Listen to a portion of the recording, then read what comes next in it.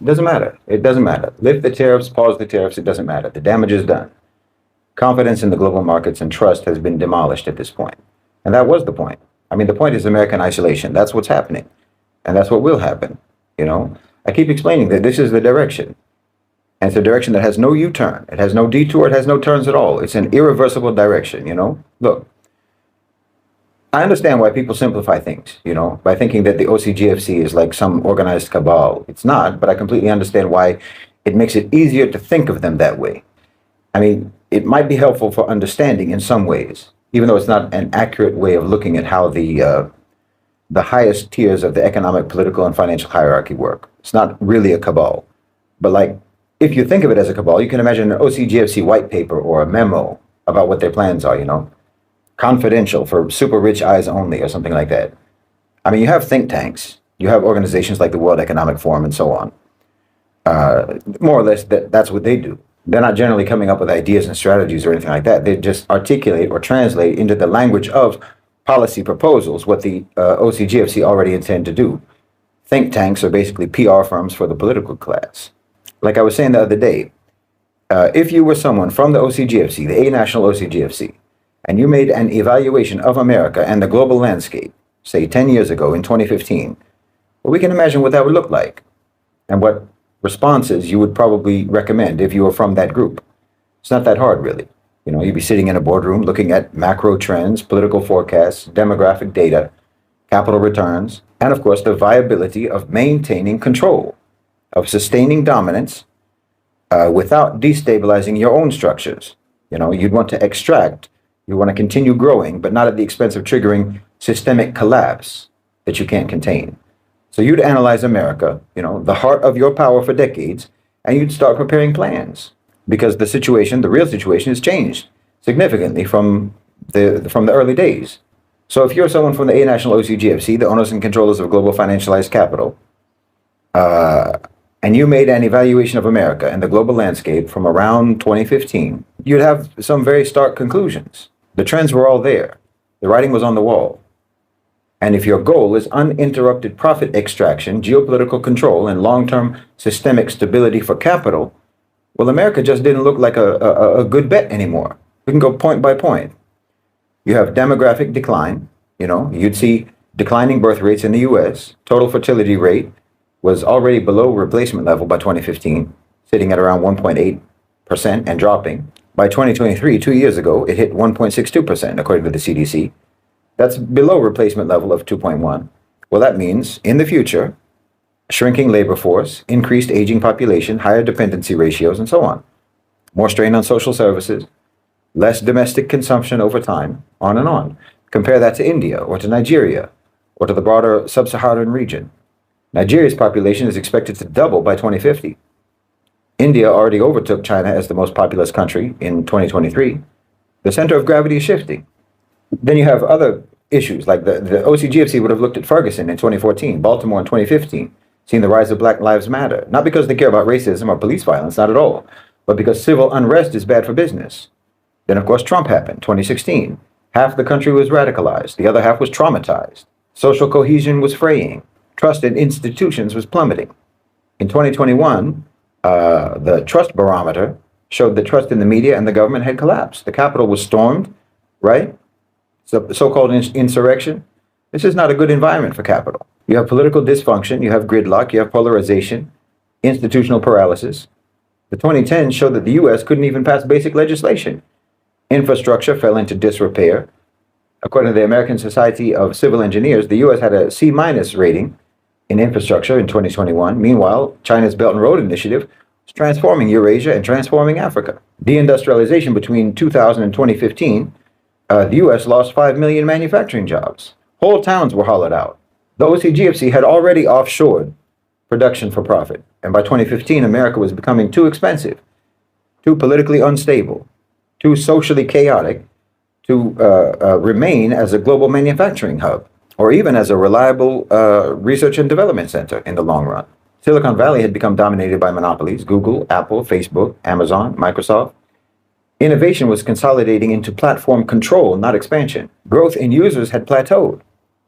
The next billion internet users weren't in San Francisco, they were in Lagos, in Jakarta, in New Delhi. And then, of course, you have America's educational decline. A 2015 Pew study ranked the U.S. 38th out of 71 countries in math and 24th in science.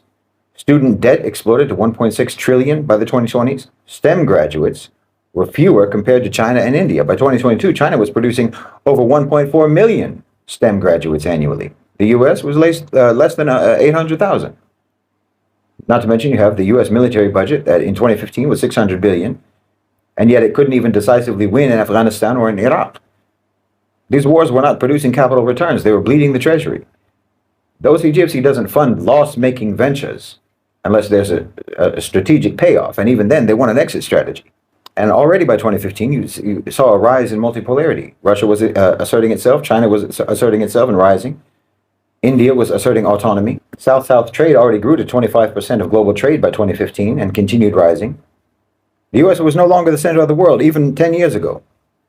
The BRICS bloc, Brazil, Russia, India, China, South Africa, in 2015 wasn't yet economically integrated, but the foundations were there. And post-2022, after the Ukraine war and the sanctions against Russia, it really kicked into gear. Countries began trading in local currencies. De-dollarization began. Even Saudi Arabia and the UAE joined BRICS Plus in 2024. These weren't just symbols. This represents a structural realignment.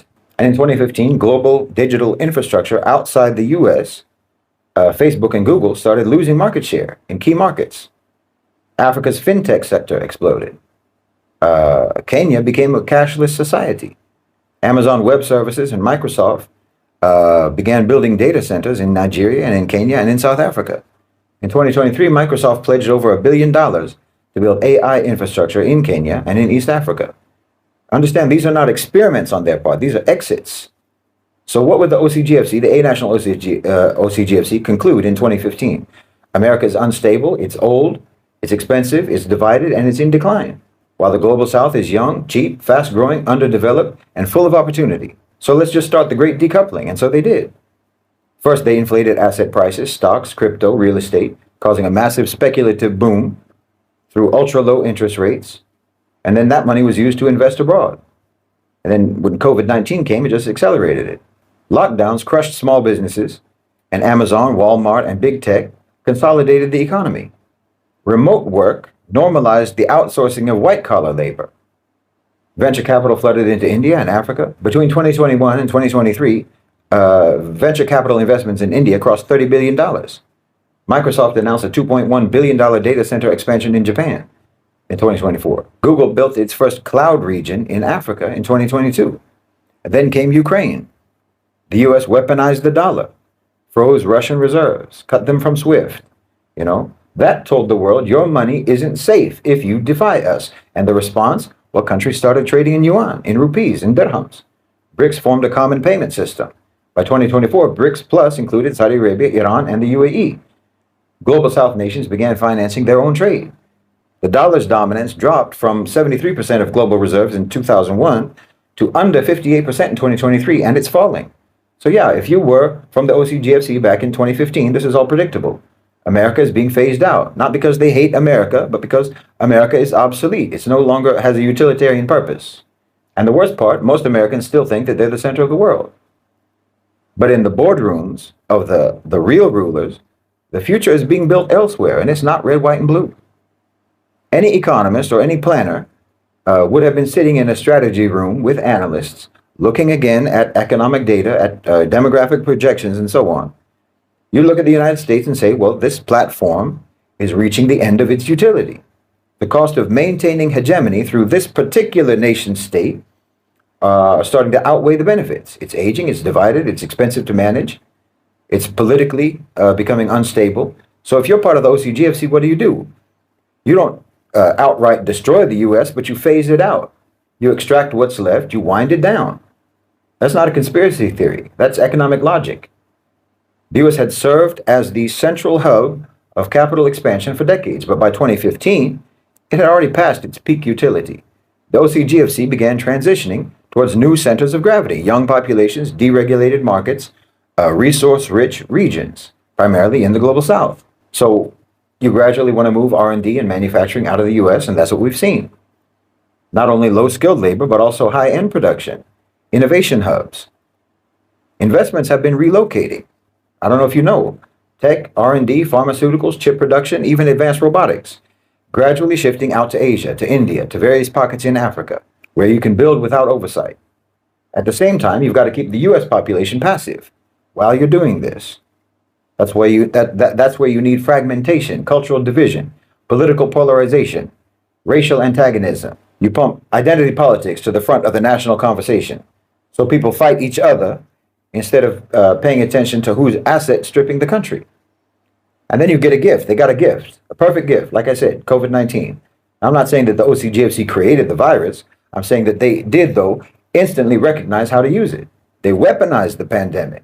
It was never about health for them. It was about behavior. It was about the opportunity to impose sweeping restrictions on movement, restrictions on commerce, on speech, on assembly, all under the cover of public health safety.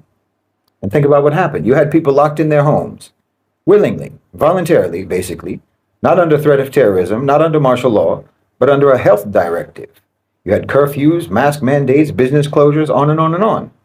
You had people telling on each other, snitching on each other, attacking each other for not complying. Well, that's gold for the OCGFC. That's textbook behavioral conditioning. You had that society where every moment was being spent online, working remotely, consuming media, buying products, shopping online. You were feeding the whole system that they're transitioning into. Small businesses died, the gig economy took over, Amazon basically became a state, data collection hit unprecedented levels, actual human interaction shrank, and the dependence on your devices skyrocketed. COVID was the bridge. It was a dry run for a new governance model.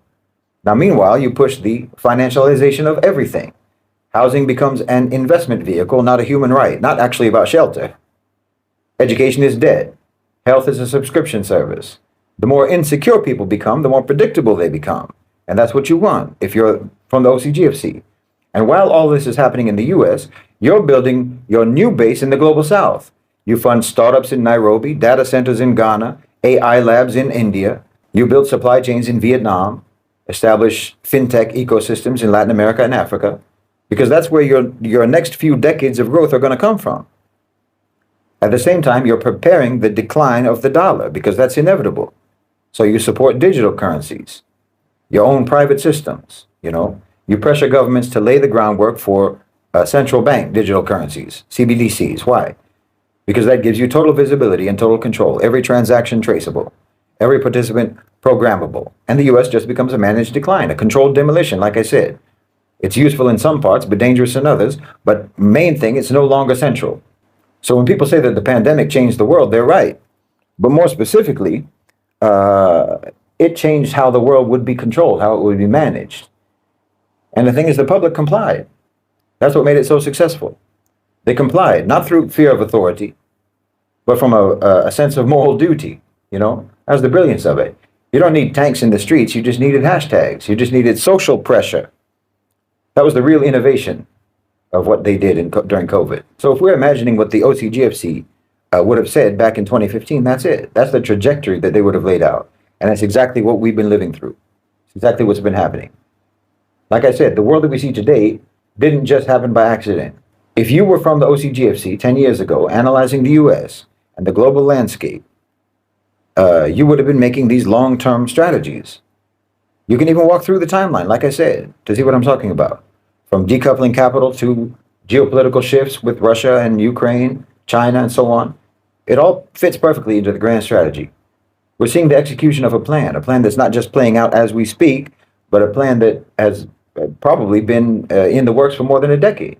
Stage one, you can say, accelerating the economic shifts, reorientation of global power from 2015, 2016, and so. The writing was on the wall in 2015, US. The economic structure was deeply flawed, especially after the 2008 crisis. The recovery was weak. The wealth gap was growing wider.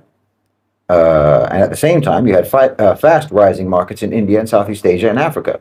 They were outpacing the US and outpacing Europe in terms of growth. The US economy was still recovering from the 2008 financial collapse. And the growth was largely funded by financial speculation, not by robust manufacturing sectors, not in America, not in Europe. Meanwhile, China's economy continued to expand very rapidly. India's demographic advantage became a clear boon consumer-wise, and the global south was rising. So by 2016, the OCGFC started to put its capital outside the US, moving investments into rising markets. The world was not going to be dominated by the West anymore. They knew this, and they started decoupling from American financial systems. They started laying the groundwork for a new, more diverse global order, multipolarity, so-called. And you can say stage two is the decoupling from the US and integration in the global south. The US-China trade war was in full throttle. The US was increasingly becoming a protectionist power under Trump. And that wasn't helping their own economy because it wasn't supposed to help their own economy. On the other hand, the global south was increasingly seeing its own potential, not just as consumers, but as producers. By this time, we see a massive increase in foreign investments into countries like Vietnam and India and Indonesia.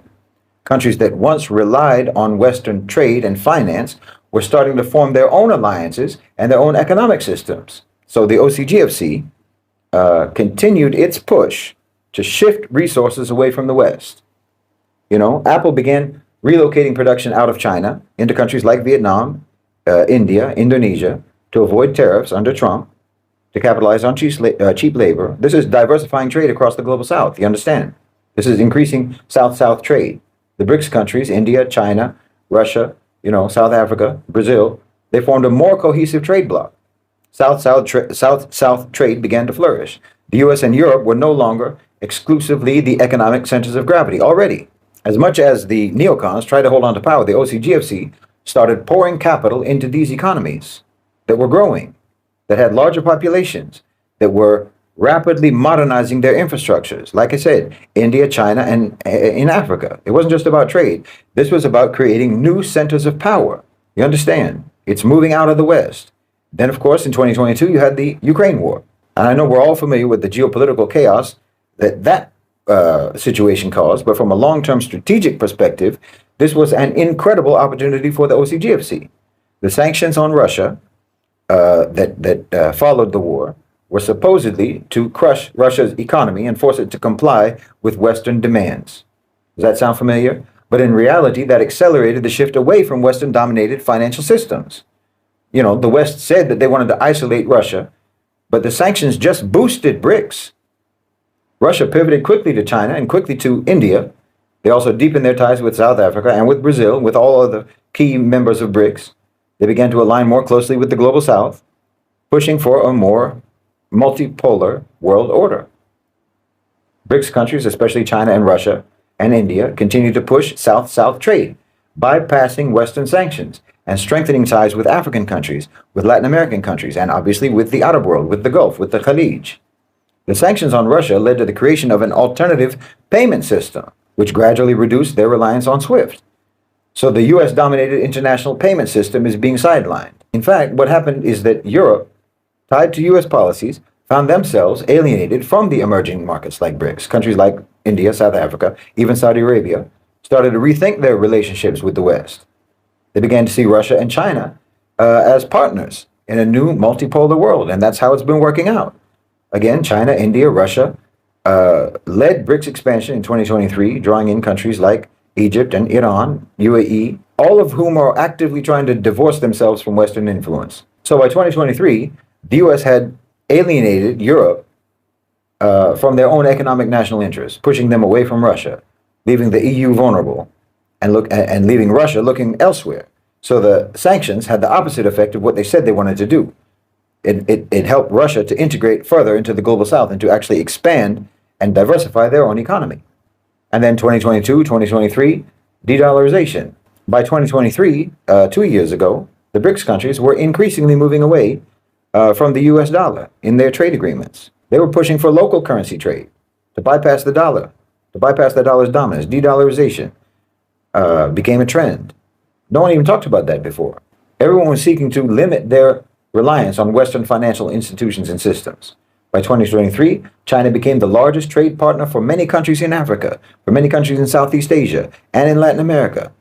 China continued to expand the Belt and Road Initiative, with countries like Pakistan, Egypt, Kenya, all joining in greater and greater numbers. And then you can say stage, what it would be, 4 or 5, I don't remember.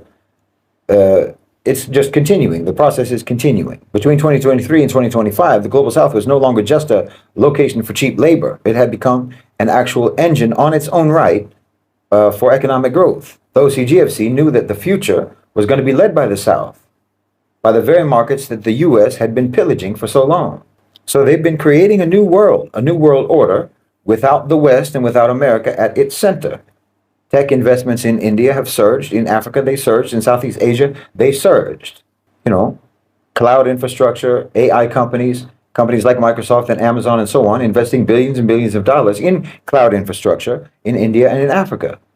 The geopolitical shifts led to a rise in new tech ecosystems. China and Russia were pushing to decouple from US-led technology companies, establishing their own tech infrastructure, their own 5G networks, with Huawei and ZTE leading the way. So what's clear is that the events we've seen unfolding, the sanctions against Russia, the Ukraine war, the rise of BRICS, all of this has accelerated the OCGFC's plans for global realignment. We're in a period of decoupling, not of just economies, but of political systems, and of financial infrastructure and technological ecosystems. And this is exactly what they would have been planning all the way back in 2015 or even earlier. And that's what's happening now. So there's no chaos here. There's only coordination. As things develop, there'll be adaptations. You know, they'll have to tweak the strategies here and there as conditions change. Not everybody agrees on everything, like I said, because it's not actually a cabal. It's not a conspiracy of some shadowy group of elites, you know, some secret society. It's just economic interests and power interests. And sometimes these form coalitions, and sometimes they're in competition. Like you can look at the situation in Gaza, because there's a deeper game going on in Gaza. There's a strategic divergence. There's a negotiation happening behind the smoke and the blood and the rubble. On the one hand, you've got the A-National OCGFC, the transnational elite. These people are not concerned with nations. They're not concerned with identities or religions or ethics. They don't hate the Palestinians and they don't love the Israelis. They don't care. They want one thing: order. Not moral order, not just order, but a smooth, controllable, economic operating environment, that kind of order. So when they look at Gaza, the A-National OCGFC, they don't care how stability is achieved. Genocide, fine. Ethnic cleansing, fine. A two-state solution, a one-state solution, it's all the same to them. So long as the region becomes investable, stable, and decoupled from the emotional volatility of Western politics. But the regional partners, particularly the Gulf governments, especially Saudi Arabia, they do care. Not necessarily that they're moral actors in the way that we wish they were, but they are strategic state actors. And they understand the region more than the OCGFC ever could. They understand it and they have a stake in it. And they know something very critical. You can't build Vision 2030 on a genocide. You can't sell NEOM or a new Middle East while entire populations are being wiped out live on satellite television or live streamed on every smartphone. So what do they want? They want stability through integration, not elimination, not extermination. That means one of two solutions: a Palestinian state, a formal entity, even if it's weak, even if it's neutered, but it can pacify regional anger and allow everyone to get back to business. Or number two possibility, a one-state solution, where Palestinians are absorbed into an expanded Israel, given citizenship, normalized as part of a regional bloc that's less dependent on the West, especially on the US, and more dependent on the GCC, financing from the GCC. And this is where the tension lies between these two factions. The A-National OCGFC don't care about the optics. They want results. Quick, total, final. Ethnic cleansing is not an obstacle for them. It's an option for them. It's a line item on their strategy sheet.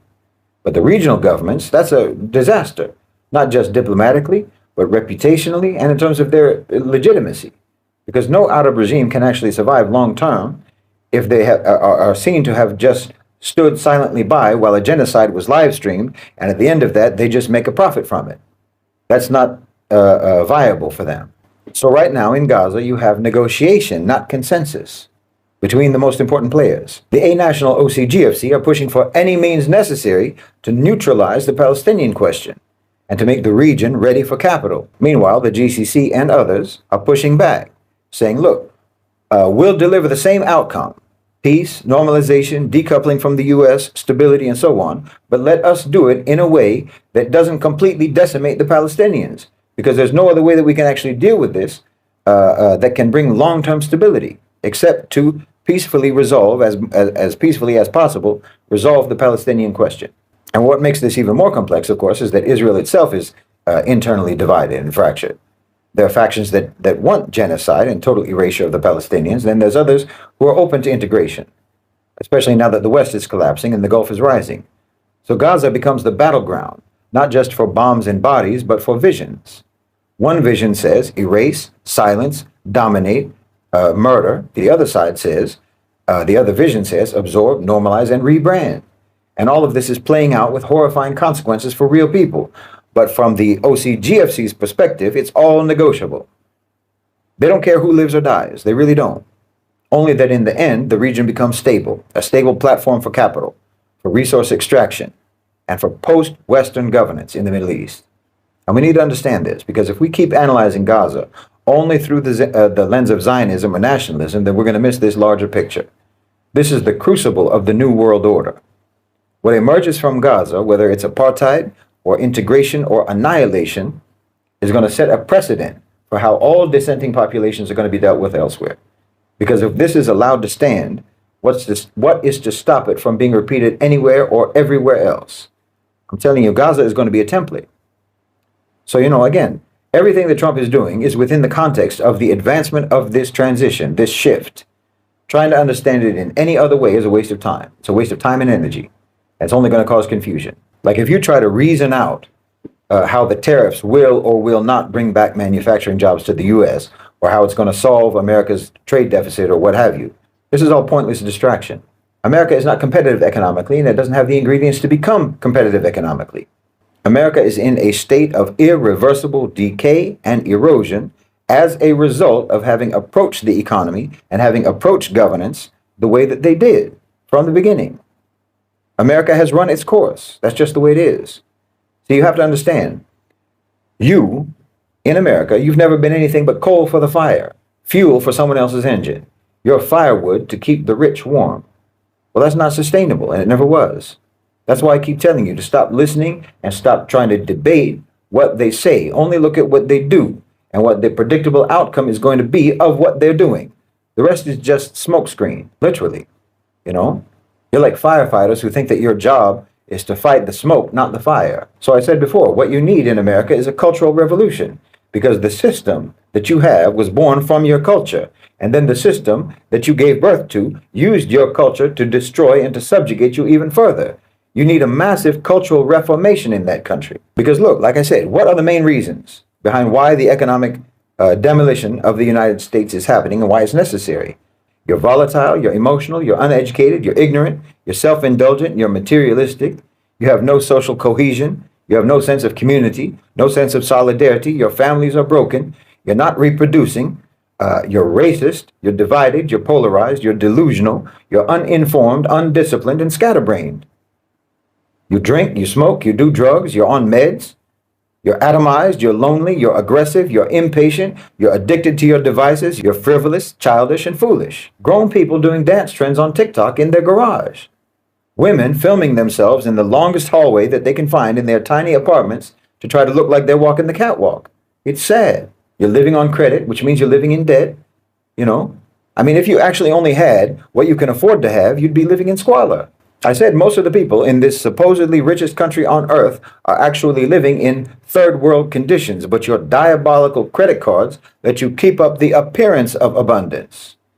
You've got more bills piling up than you have dollars in your wallet, but you'll withdraw a wad of cash from the ATM on your Visa card just to post a picture on Instagram flashing your money. No, you need a cultural change in America. Now, you might feel insulted by everything I just said about you, but listen, the solution is implied in the problem. Because the solution is the opposite of the problem, you understand? If I say that you're down, don't get mad at me because I said that you're down. Understand that I'm telling you to get up. The solution is implied in the problem. The prescription is embedded in the diagnosis. You're uneducated? Okay, so learn, read, educate yourself. You're addicted to your device? Get off your device. Get off the internet. Stop drinking alcohol. Stop taking narcotics. Grow up. If you're frivolous and silly, well, get serious. And if you don't know how to be serious, then get around serious people and be silent. That way you'll learn. You're isolated and disconnected? Well, interact, build community, mend your relationships with your family. Be patient with your spouse. Be forgiving. Be understanding. Be generous. Be mature. Hold the relationships that you have dear, not easily dismissible. The solutions are implied in the problems. You're the victims of social engineering. That's a fact. And we can actually identify all of the ways that this has been done. And you need to just start doing the opposite of what they have done to you. Basically, I'm saying that you need to civilize. And no one can do that for you. That's your job. You have to do that yourself. Stop waiting for the government or stop waiting for the authorities or the power structure to help you. They're not going to help you.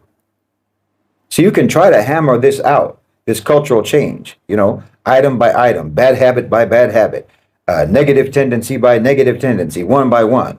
Or you can fast track all of that just by becoming a Muslim. Because that's really the paradigm shift that you need.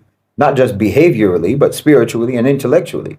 Look, Muslims have survived so-called failed states. We've survived collapsed governments, invasion, occupation, colonization, and devastation, and we stayed cohesive. We have failed states, but not failed societies. You're safer in Syria today, after more than a decade of war, than you are in Miami right now. There are no people on earth who are more civilized, who are more mature, who are more resourceful, who are more sophisticated, or more spiritually powerful than the people of Gaza.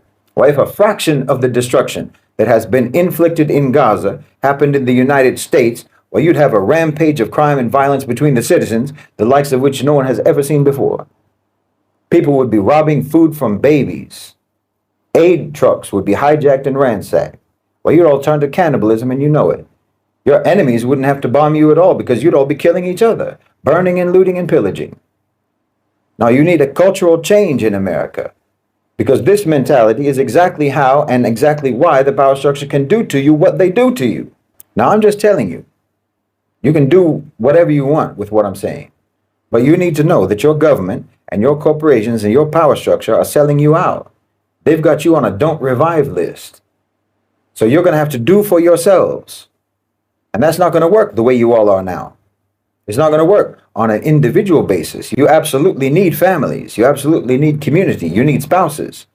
You need to build parallel structures, rival structures. I'm talking about structures for procuring resources, for solving problems, for education, for policing, for healthcare. Listen, your power structure is cutting you loose. Your government is cutting you loose. So you're either going to be left with nothing or you're going to be left with whatever you build yourselves. And if you want to build something for yourselves, then you have to start first by building your own selves first. Because your culture has been doing nothing all this time but tear you down your whole life.